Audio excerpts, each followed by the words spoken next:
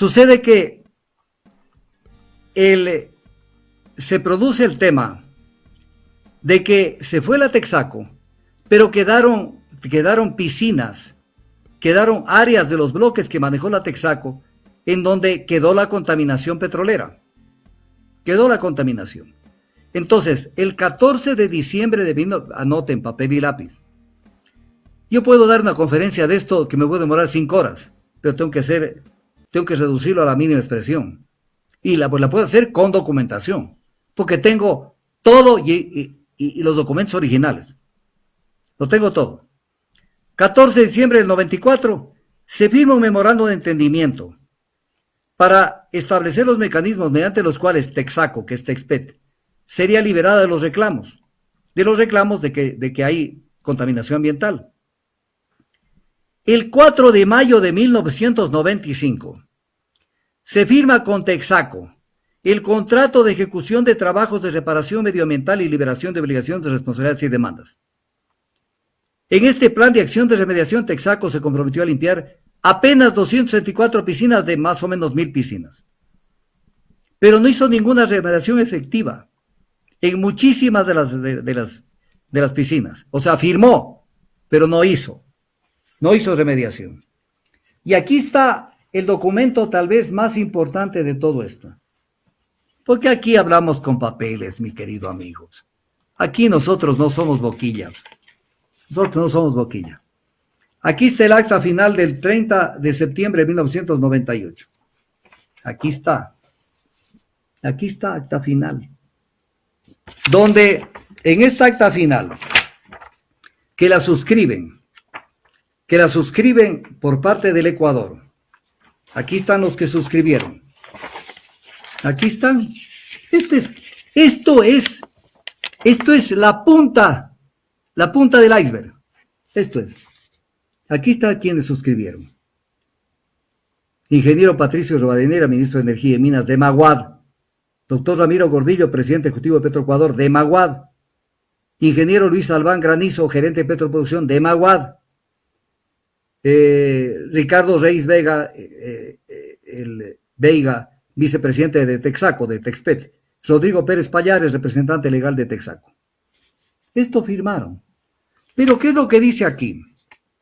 Que el gobierno del Ecuador procede a liberar, exonerar y descargar para siempre a Texaco, Texas Petroleum Company, ¿de qué? De cualquier demanda o reclamación del gobierno de la República del Ecuador por conceptos relacionados con las obligaciones adquiridas por Texpet en el mencionado contrato, en el contrato de remediación ambiental.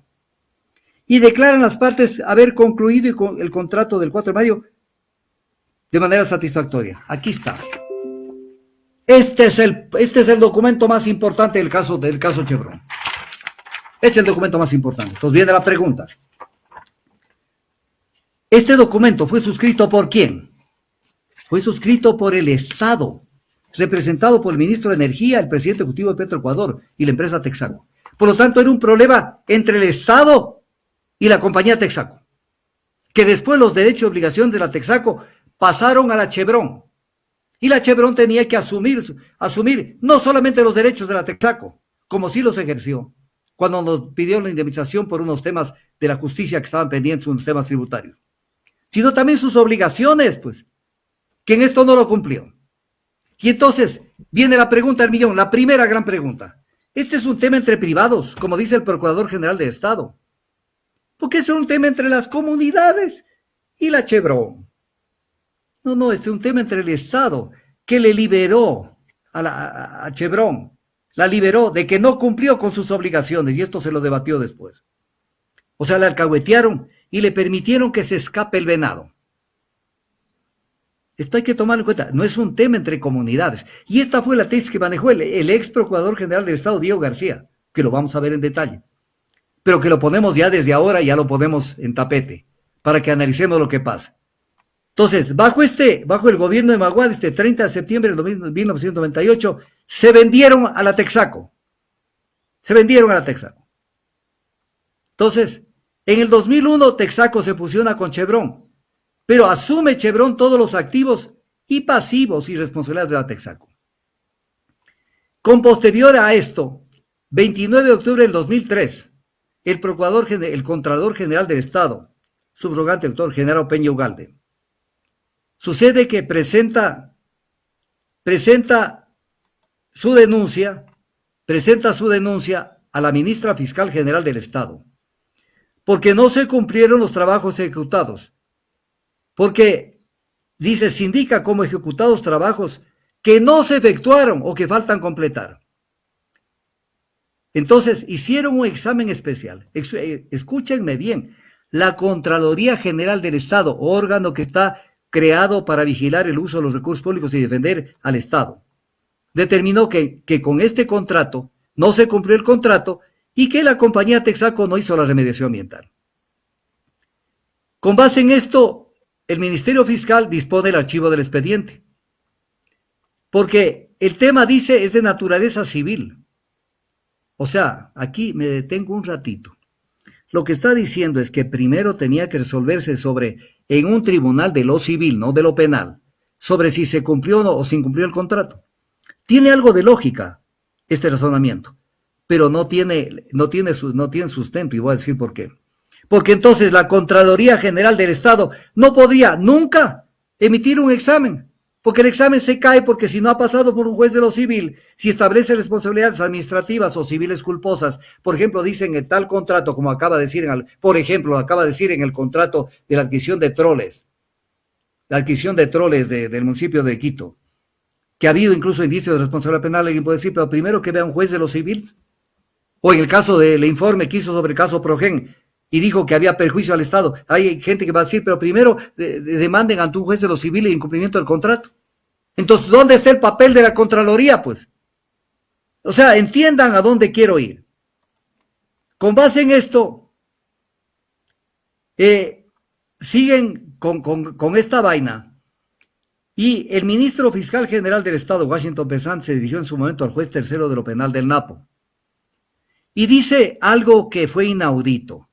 Refiriéndose a esto, dice, los delitos son en contra del medio ambiente y son de acción pública reprimidos con pena de prisión. Y dice, estaríamos a un delito que ya prescribió. Esto lo dice el 13 de marzo del 2007.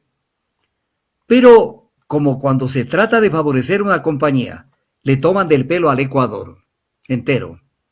O sea, no reparó en que la denuncia presentada por el Contralor General del Estado no era por un tema ambiental propiamente dicho, sino por la violación de los artículos 338 y 339 del Código Penal vigente. Porque se aseveró en el acta donde se libera la Texaco, se liberó hechos como verdaderos que no lo eran. Este es un delito de falsedad de instrumento público.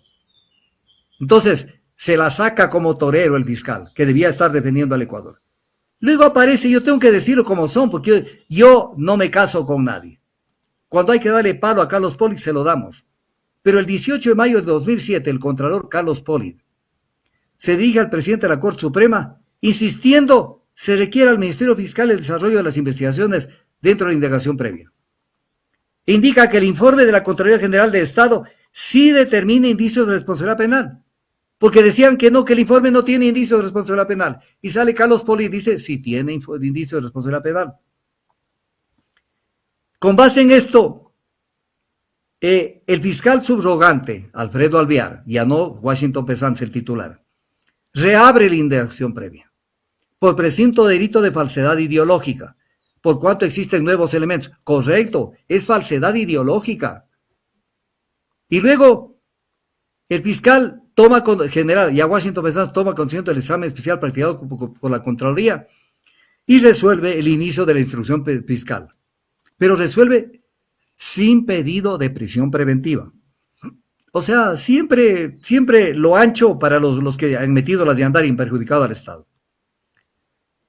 El 11 de septiembre del 2008 el caso es sorteado en la Corte Suprema de Justicia y recayó en los magistrados, en algunos de ellos, y entre ellos a Jaime Velasco Dávila, que fue, y esto hay que decirlo porque el pueblo ecuatoriano no conoce, cayó en manos de Jaime Velasco Dávila, que fue ex procurador síndico del gobierno de Maguad, ex procurador síndico del gobierno de Yamil Maguad. Y entonces, él iba a tratar un caso de corruptela del gobierno de Maguad, tenía que excusarse. Y entonces no se excusó.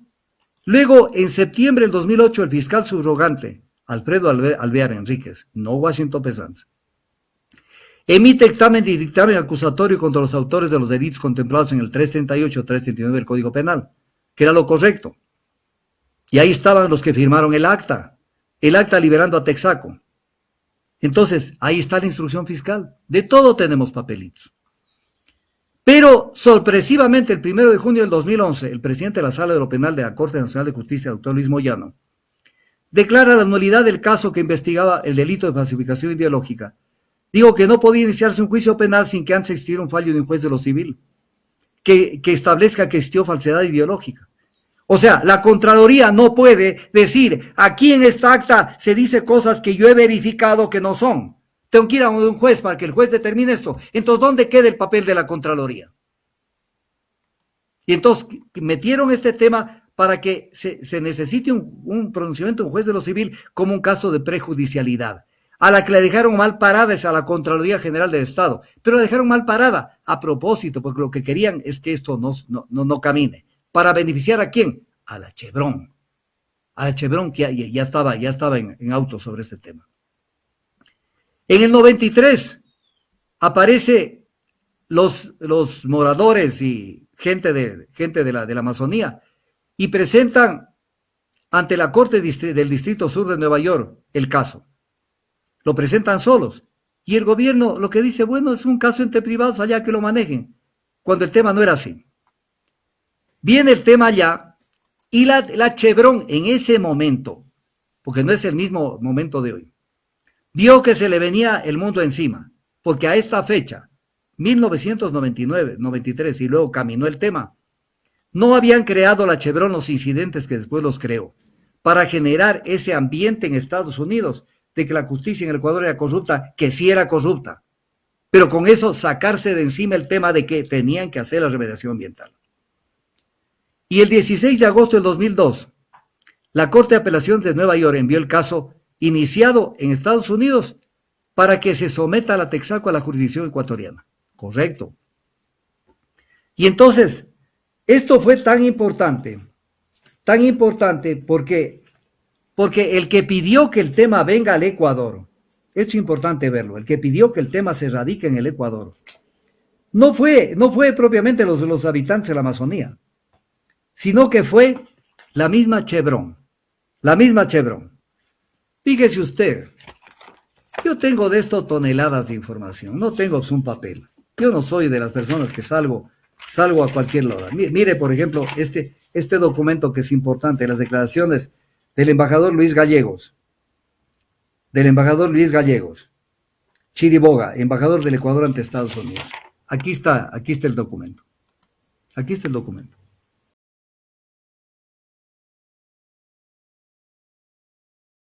Pero ¿qué es lo que dice? Que dice que es importante verlo, para que se vea la felonía con la que actuó Chevron. ¿Cómo actúan todos estos pícaros? Fue la compañía Chevron Texaco la que pidió que el juicio vaya a Ecuador, arguyendo que el sistema ecuatoriano era transparente y correcto. Nos trajeron el tema acá al Ecuador.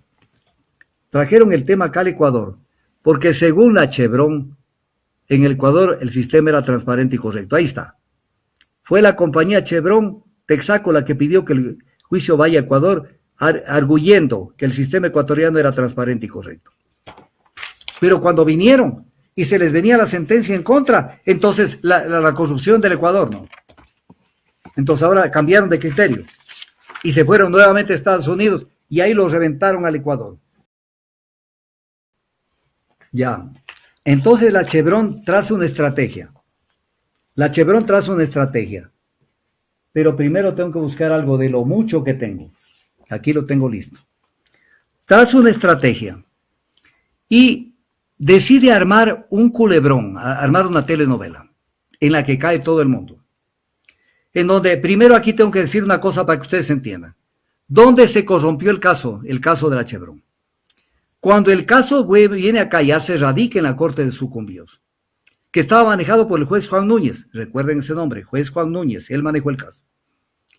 Y entonces, ahí se pone la carreta delante de los caballos. ¿Por qué razón? porque lo que se exige es una indemnización de la Chevron en efectivo, para que de esa manera pague en efectivo y que esa plata sirva para una cantidad de cosas. Entonces, ese pago era lo que buscaban, es plata líquida, para que una plata vaya para limpieza de aguas subterráneas, limpieza de suelos, recuperación de especies nativas, solución alternativa para producción de agua, plan de mejoramiento de salud. La limpieza de suelos pusieron $5.396.000. $5.396 millones. Ojo, no 5 millones, $5.396 millones. Entonces querían manejar esta plata. Y para el Frente de Defensa de la Amazonía también les cayó 864 millones. ¿Qué era lo que se tenía que hacer? ¿Qué era lo que se tenía que hacer? Lo que se tenía que hacer, y aquí fue donde se puso la carreta delante de los caballos, se tenía que obligarle en este juicio a que la Chevron realice la remediación ambiental. ¿Cuánto le cueste? Problema de la Chevron. Pero no, dame la plata, porque ahí vino la corruptela. Porque cuando vieron la plata, entonces aparecieron Raimundo y todo el mundo a ver cómo se beneficiaban de lo que el juez iba a ordenar como sentencia: entregue esta plata para hacer remediación ambiental. Y sucede que con base en esto, se mantienen reuniones que fueron transcritas en el diario Hoy. En el diario Hoy. 2, 3, 4 y 5. Aquí están. Que fueron transcritas. Miren ustedes la transcripción de todo lo que conversaron. No sé si se está viendo.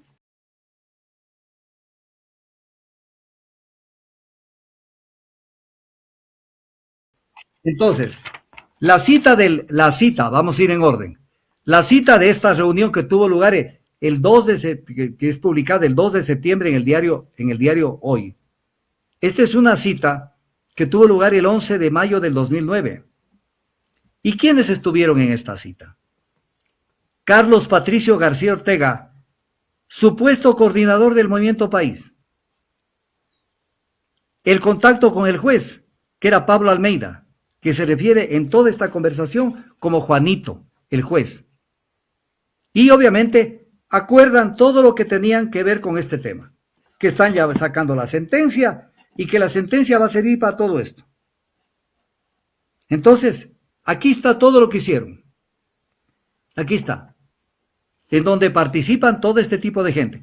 Y la Texaco introduce a 2 personas, supuestamente como remediadores ambientales, pero que no lo eran, que eran 2 personas vinculadas a la Chevron, que eran Diego Borja Sánchez y Wayne Hansen.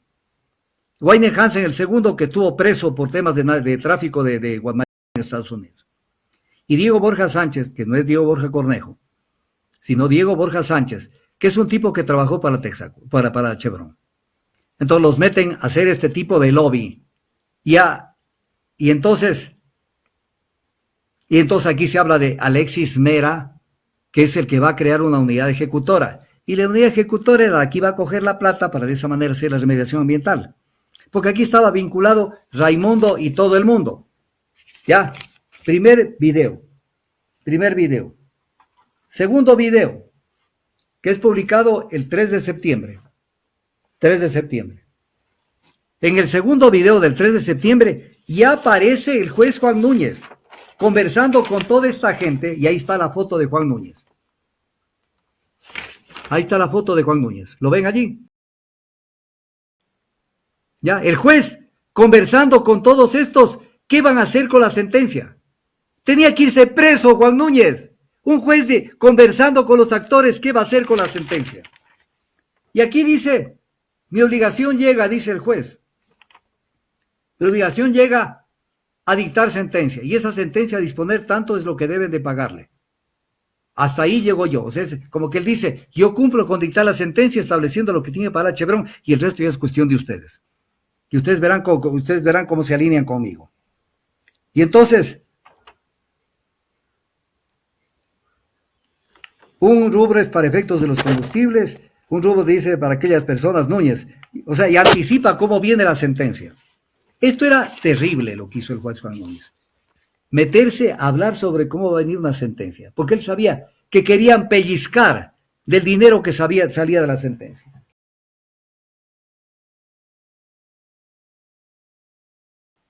Eso es peculado y eso es prevaricato y es delito, tenían que estar con los huesos en la cárcel. Viene el cuarto video. La conversación, este video es otro video, porque son 4 videos. Y este cuarto video, en el segundo video que lo acabé de pasar, ya participó Wayne Douglas Hansen y también Diego Borja Sánchez. Y ahí estuvieron todos ellos. En el cuarto video aparece Juan Pablo Novoa Velasco, que dice: yo soy el representante de la gente del gobierno. Aquí está el cuarto video, la transcripción. Aquí está. Esto la Chevron grabó para votar abajo la sentencia. Y como estaban desesperados por la plata, fueron tan imbéciles que se prestaron a esto. Y entonces, aquí está todo lo que se comprometieron. Aquí está, incluso dicen para dónde va la plata. Y aquí hay nombres de la Revolución Ciudadana. Aquí hay nombres en este tema. Y aquí nuevamente apareció en esta reunión del 5 de septiembre, apareció Carlos Patricio García Ortega, supuesto coordinador del Movimiento País. Y Rubén Darío Miranda, que también estaba vinculado al Movimiento País. Entonces, esto es lo que hay que ver. Esto es lo que hay que ver para que entendamos cómo se dio este tipo de cosas. Y viene el último video, que es el de acá. La transcripción exacta de todo lo que acordaron. Y aquí está la transcripción de cómo lo van a hacer con lujo de detalles. Y aquí dicen en una parte, mire lo que dice. García, el que funciona como supuesto coordinador del Movimiento País, dice: te explico, dice. La presidencia se lleva 1, o sea, 1 millón. El juez y 500 la Pierina y el resto para repartir. Esto lo dice en el video. Y ahora, esto no lo manejó Chevron en el proceso en Estados Unidos, que después lo llevaron. Porque era evidente que ellos crearon esta cuestión para de esa manera ellos comprometerlo al gobierno como que eran parte de esto. Se fueron por otro lado. Pero, por si acaso, estos videos fueron avalados por un perito.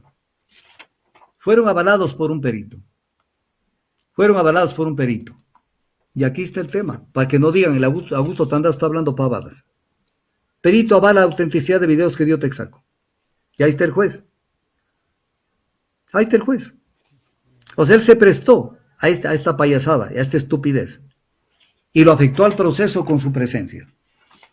Entonces, esto es lo que vino pasando en el caso Chevron, donde todo el mundo miró la plata y se votaron a ver qué sacaban.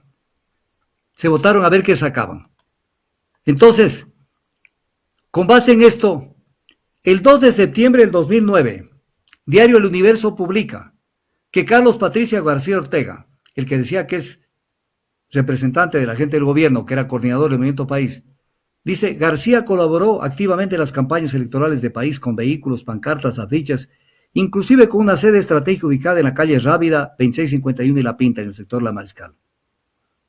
Pero sin embargo, la Procuraduría General del Ecuador, afirmó que la traducción de los videos de supuestos sobornos difundidos por Chevron es engañosa.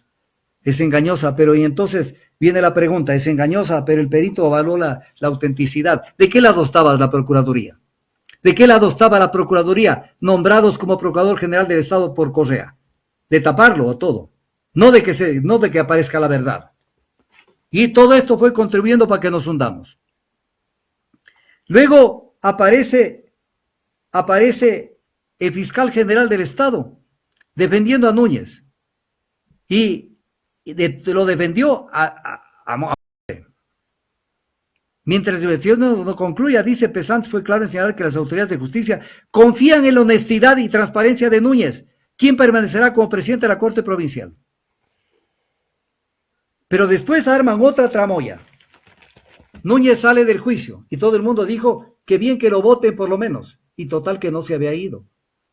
Ya, y total, era una mentira. No era cierto que salía del juicio. Y entonces,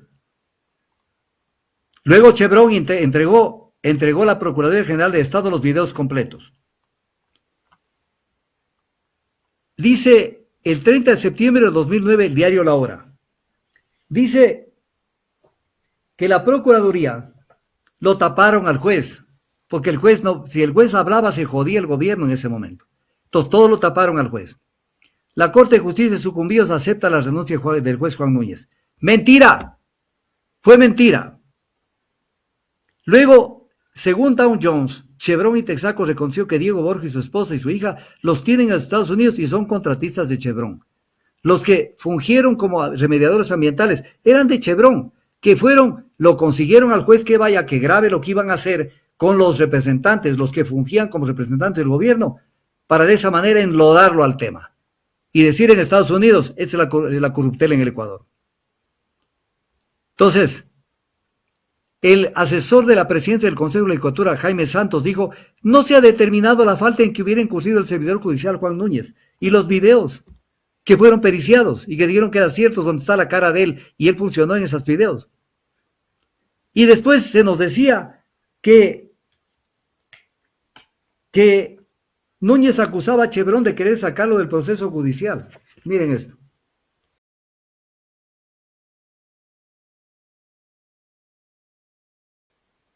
Pero obvio que tenía que irse, y no porque Chevron lo pida.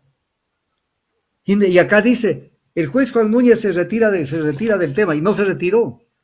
Ya vamos a explicar por qué no se retiró. Y eso que saco muy pocas cosas. Muy pocas cosas.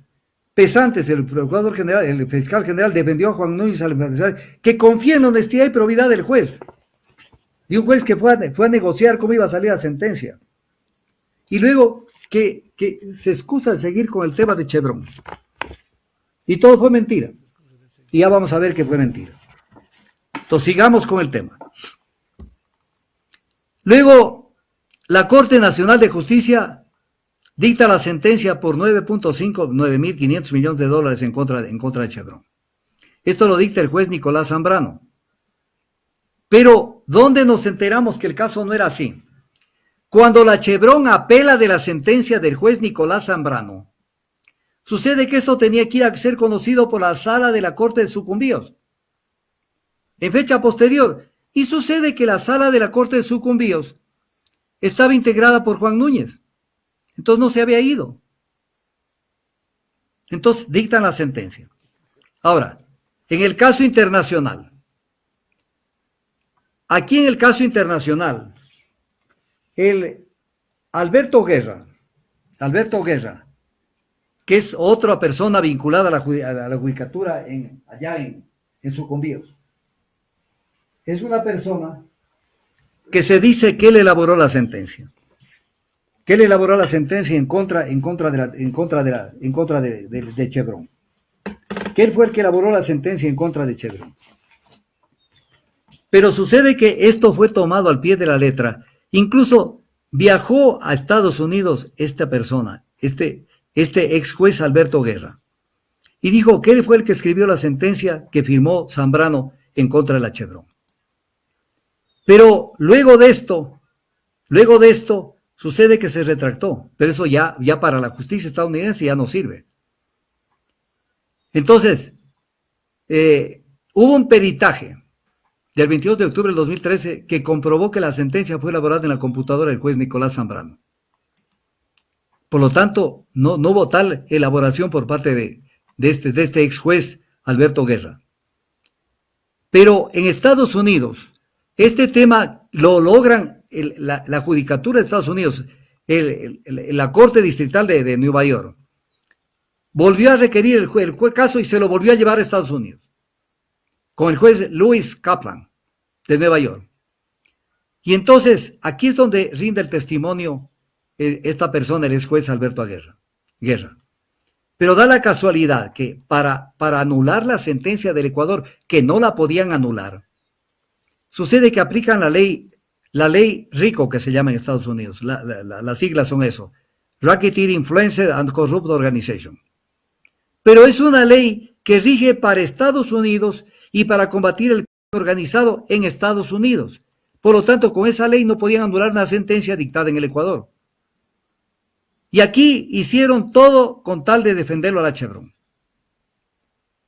Entonces, y la Corte de Nueva York, que no tenía competencia para ello, prohibió que se ejecute la sentencia del Lago Agrio, que condenaba a la Chevron a pagar 9.500 millones de dólares. Y además viene un tema, el juez Kaplan envía el caso al Tribunal de Arbitraje de La Haya sin el consentimiento del Estado ecuatoriano. Usted no puede ir a un arbitraje si el Estado, las dos partes, en este caso, Estado ecuatoriano y Chevron, las dos partes tienen que dar el consentimiento, y el consentimiento no lo puede dar un juez, peor de Estados Unidos. Y aquí es donde nos dicen que Chevron sustentó la petición de que esto vaya al arbitraje porque había un convenio que se llamaba el convenio NAPO, y yo lo conozco en detalle, el NAPO Agreement. Pero este NAPO Agreement es un convenio firmado en 1964 entre empresas privadas, la Texaco y otra empresa privada. El Estado ecuatoriano no se comprometió a ningún arbitraje. Y entonces, esto es importante verlo. Y la Embajada de Estados Unidos, el 7 de marzo del 2004, el diario El Universo recoge el comunicado de la Embajada de los Estados Unidos. Y en este comunicado, la Embajada de los Estados Unidos dice: el fallo no exonera a Chevron de sus responsabilidades legales y morales, resultando de sus décadas de contaminación en la Amazonía ecuatoriana, que han puesto en peligro la vida, la cultura y el entorno de innumerables pueblos indígenas en condición de pobreza. Y esto se olvidó todo el mundo, que hasta la misma embajada norteamericana dijo: Chevron tiene responsabilidades legales y morales. Pero lo que querían es ayudarle a Chevron y fue suficiente. El 23 de octubre del 2013, el juez Alberto Guerra, que se lleva a cabo en Nueva York, admitió que escribió los fallos judiciales. Pero luego, el 27 de octubre del 2015, está publicado en el diario La Hora, sacado de una información internacional de Vice News. El juez Alberto Guerra declaró ante un tribunal, que no existe evidencia para corroborar la denuncia por un supuesto soborno al juez Nicolás Sombrano. Por lo tanto, mintió en el juicio de Estados Unidos. Luego, vienen una cantidad de cosas. En el caso Chevron 2, Chevron dice que es sucesor de los derechos de la Texaco. Pero en el caso de la Chevron, remediación ambiental, dice que él no tiene nada que ver con la Texaco. Dos Chevrones. ¿Qué otra cosa importante? Vamos a ir cayendo en cosas muy importantes. Esto fue apelado, 2018, llevan el caso ante el Tribunal de Arbitraje de La Haya. Y el Tribunal de Arbitraje de La Haya condena al Ecuador y lo considera culpable de que aquí hay denegación de justicia porque existió una sentencia fraudulenta. Y esto lo dice en un arbitraje internacional. Y lo vamos a analizar si tenía el Tribunal de La Haya, de la Corte Permanente de Arbitraje de La Haya, tenía competencia para juzgar esto. Y dice: fue emitido el fallo conforme el Tratado Bilateral de Inversiones entre Estados Unidos y el Ecuador. Entonces, esto no tuvo ningún asidero. Se metió el recurso de nulidad ante la Corte de La Haya y confirmaron el fallo del Tribunal de Arbitraje. Aparece algo que debemos analizar: la participación de la Procuraduría General del Estado.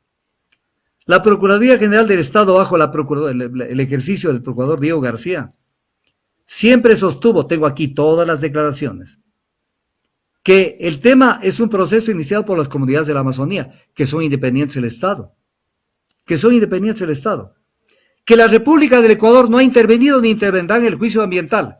Pero, ¿cómo no va a intervenir si lo que se hizo fue incumplir el acta?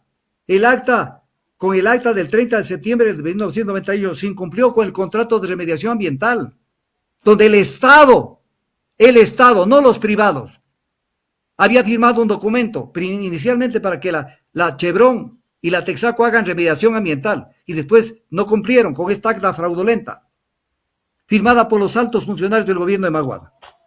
Entonces era un tema entre el Estado y la Chevron, no solamente entre las comunidades de la Chevron. Y decía, tengo todas las declaraciones de Diego García. Por ejemplo, 16 de febrero del 2011, este es un proceso que está referido a actores y demandantes particulares. comunidades indígenas del Ecuador y una empresa privada del exterior, que es la misma tesis del actual Procurador General del Estado. Y luego sucede que a esta actitud, a esta forma de proceder del Procurador General del Estado, dijo que el Estado no es parte en este tema.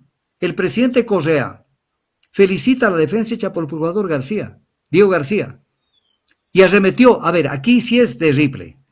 Por favor, esto es de Ripley.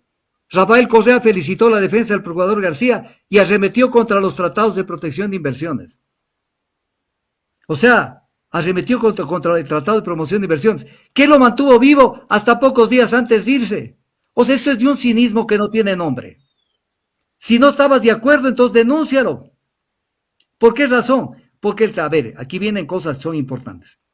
El Tratado de Promoción y Protección de Inversiones fue en el que se apoyó el Tribunal de Arbitraje de la Haya para asumir la competencia que no la tenía, para de esa manera dictar el laudo a favor de la Chevron, el laudo del 2018, en donde responsabilizó al Ecuador del tema, pero ahora, en el último laudo, ya nos dice cuánto hay que indemnizarle a la Chevron. Entonces, este tratado fue firmado el 27 de agosto de 1993, en momentos en que no se podía firmar, porque en esa época no existía la posibilidad de que nosotros nos sometamos a arbitraje internacional. Y sucede que en 1993 firmaron esto. Y esto es terrible. Pero esto entró en vigencia en fecha posterior. Entró en vigencia en el 2007. Esto entró en vigencia en el 2007. Por lo tanto, para el 2017, para el 2023, a ver, mediante oficio del 6 de marzo del 2013, Correa remite a la Asamblea la denuncia del tratado. 6 de marzo del 2013, remite a la Asamblea la denuncia del tratado. Remite a la Asamblea la denuncia del tratado. ¿Qué es lo que pasa? La Asamblea aprueba la denuncia del tratado el 3 de mayo del 2017, recién. Hubo un dictamen de la Corte Constitucional del 25 de noviembre del 2010. ¿Por qué se demoraron en el gobierno de Correa, que ya tenían el dictamen de la Corte Constitucional del 2010, en que la Asamblea apruebe la denuncia del tratado recién el 3 de mayo del 2017? Y ahí van a entregar el poder que le entregaron a Lenín Moreno. Quería Rafael Correa Delgado que se mantenga o se denuncie este tratado. ¿Qué era lo que él quería? Que esto se mantenga.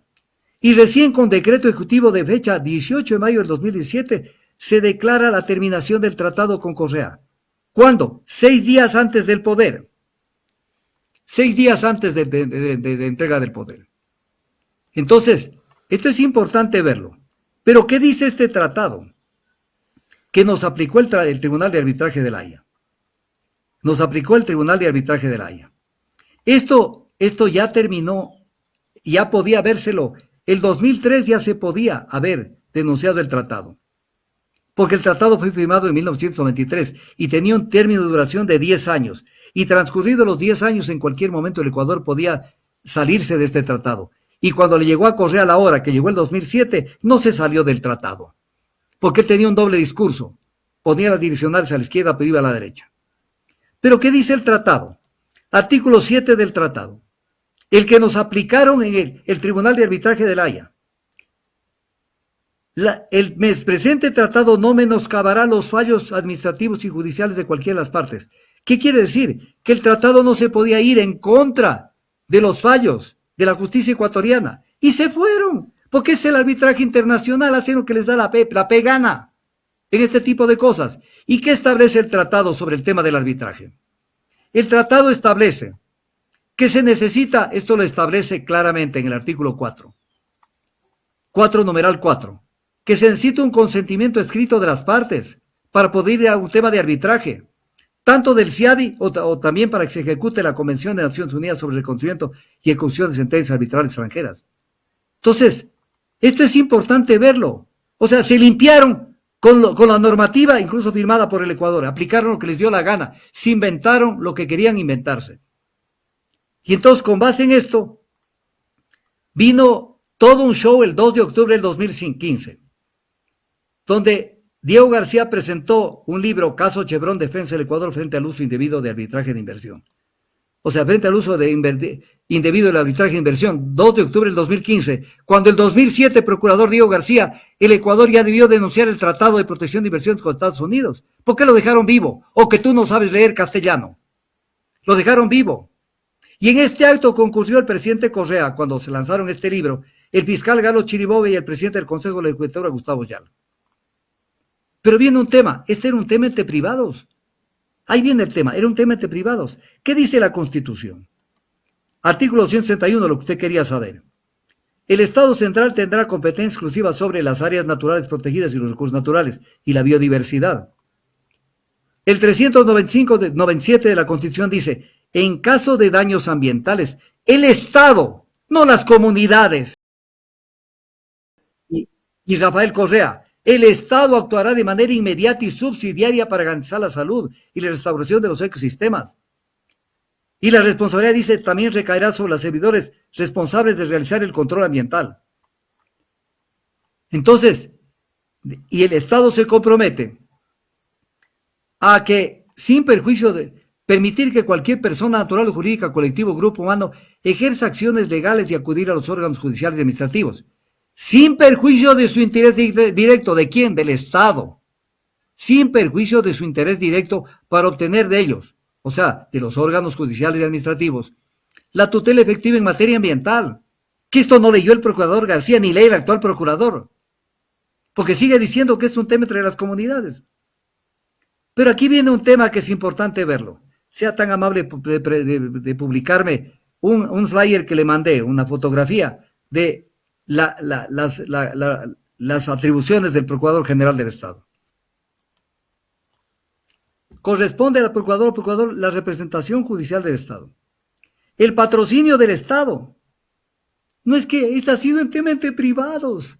Entre privados ha sido el tema. Cuando lo que hizo la Texaco fue incumplir con el contrato de remediación ambiental que firmó en el 95 y que hicieron aparecer fraudulentamente que sí se había cumplido con la remediación cuando no se cumplió con la remediación. Y eso es un tema de falsedad ideológica. Y este es el acta, el documento más importante de cómo al Ecuador lo vendieron en el caso Chevron, el caso Texaco Chevron. Y aquí están los responsables de lo que firmaron esto. Aquí está. Y entonces esto era un problema entre el Estado y la Texaco. Y obviamente contra Chevron, porque la Chevron heredó las obligaciones de la Texaco. Y entonces que no entendiste, procurador, el anterior y el actual. No entendieron. Tampoco entendió Íñigo Salvador. Ninguno entiende nada. Porque son abogados del Estado, pero defienden las intereses de las compañías. Pero miren lo que dice el numeral 4. Y este ya no tiene que ver solo con este caso. Controlar con sujeción a la ley los actos y contratos que suscriban los organismos y entidades del sector público. Entiendo que dice, porque me tiene puesto ahí una cosa. Entonces, esto es lo que dice. Es lo que dice. Controlar con sujeción a la ley los actos y contratos que suscriban los organismos. A ver, lo voy a repetir. Y aquí va para TikTok. El artículo 237 de la Constitución establece que corresponde al Procurador General del Estado, además de otras funciones, controlar con sujeción a la ley los actos y contratos que suscriban los organismos y entidades del sector público.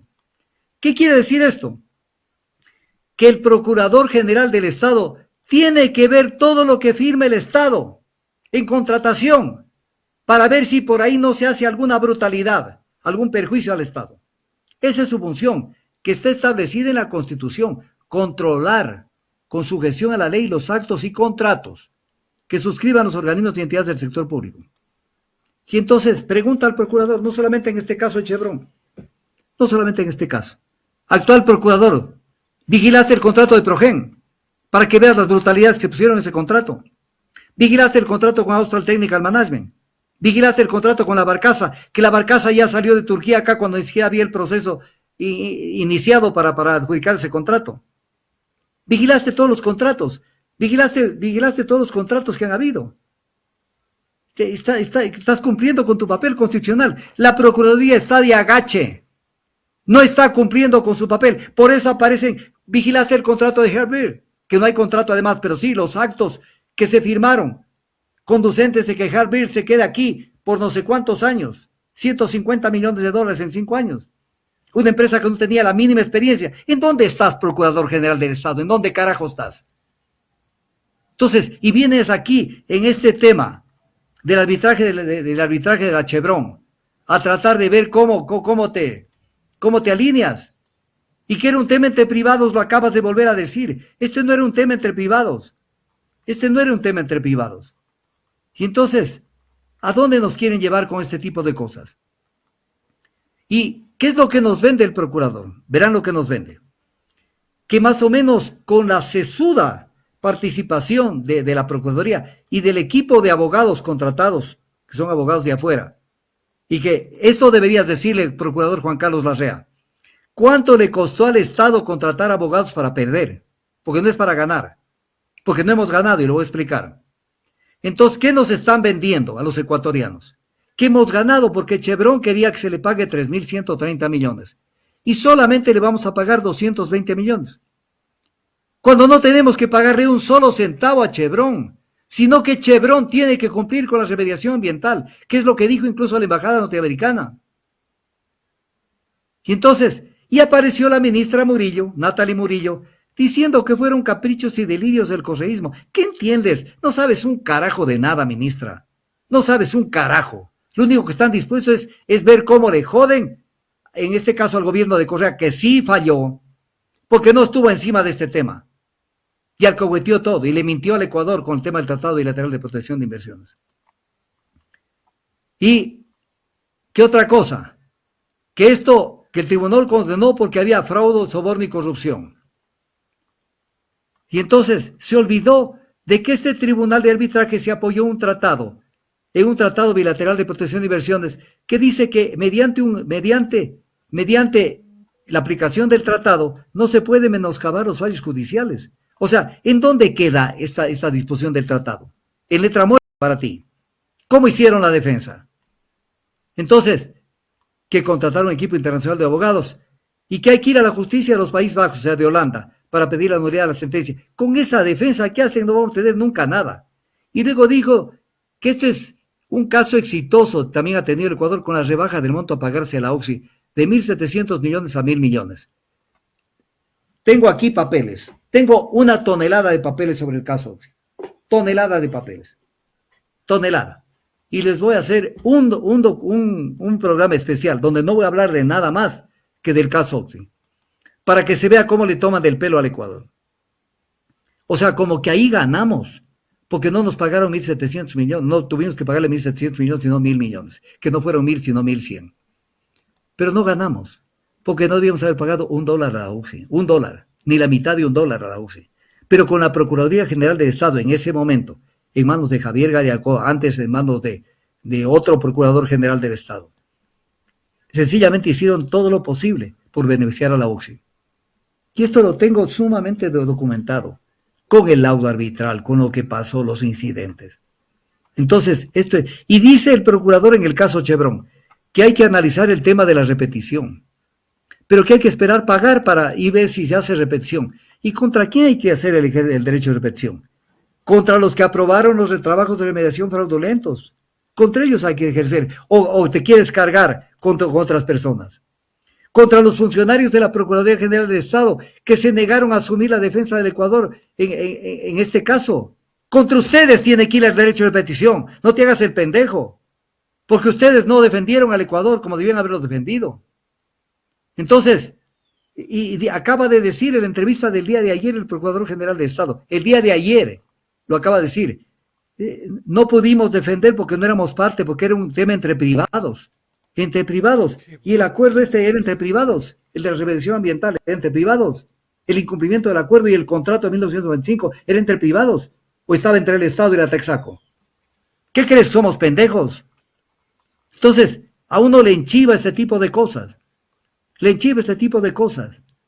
Entonces, incluso esto viene desde la Constitución del 98 atrás, desde el 98, artículo 91 de la Constitución Política de la República y artículo 20 de la Constitución Política de la República.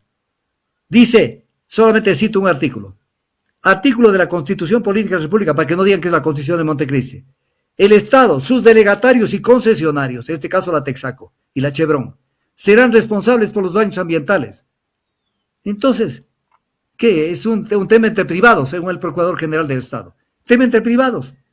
O sea, vayan con esos argumentos donde la que los lanzó al mundo. O sea, ¿qué carajo pasa en este país? Este país merece una nueva revolución liberal. Una revolución liberal donde se incendie una pira. Porque ya no podemos soportar tanto traidor al país. Entonces, este es el caso Chevron. Y nos vende la idea como que hemos ganado, porque solamente vamos a pagar 220 millones y sale la ministra Natalia Morillo, solo el culpable es el correísmo. Y todo lo que hizo Maguad, en este caso, Maguad no tiene nada que ver, entonces. Cuando en su gobierno se liberó a Texaco y se aceptó como trabajos de remediación lo que no hicieron. Y después toda la corruptela que hubo. Corte Suprema de Justicia, fiscal que se alineó por otro lado, y una procuraduría que siempre está, porque saben que estos arbitrajes les dejan muchos beneficios. Primero que, aquí viene una cosa, y les invito a algún asambleísta que me esté escuchando, porque a mí no me van a hacer caso. Mándenle una carta al Procurador General del Estado y díganle que diga solamente esto, a ver si algún asambleísta coge esta cosa. Que le diga al Procurador, dígnese informarnos, ¿cuánto gastó el Ecuador en abogados durante el caso Chevron? ¿Cuánto gastó? En todas las épocas, en todos los procuradores. ¿Cuánto gastó? Esto pregunten, para que se vea que allí se gastan millonadas para nada, porque no hay tal defensa. Porque la defensa la hacen cuando yo voy a analizar el caso Oxy, cuando analizo el caso Oxy, que está aquí el algo arbitral, para que vean que yo no hablo en el aire. Iba a hablar de esto, pero el tiempo no me da. Miren los documentos, miren el ancho. Solamente es el caso del arbitraje, pero que es lleno de papeles, para que analicen cómo no lo defienden al Ecuador. Porque es la oportunidad de hacerse un billete. Cuando hay un caso dicen, esto nos cae como anillo al dedo, pues para ver de dónde melamos. Entonces esto es lo que pasa, mi querido amigo.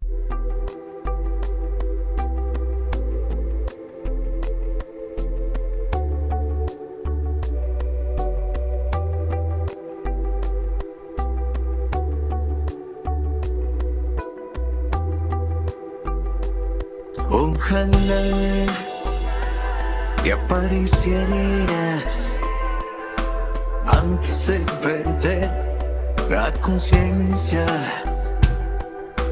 antes de empezar esta botella. Ojalá se pudiera en un suspiro borrar mi memoria, con una copa cambiar nuestra historia. Ojalá.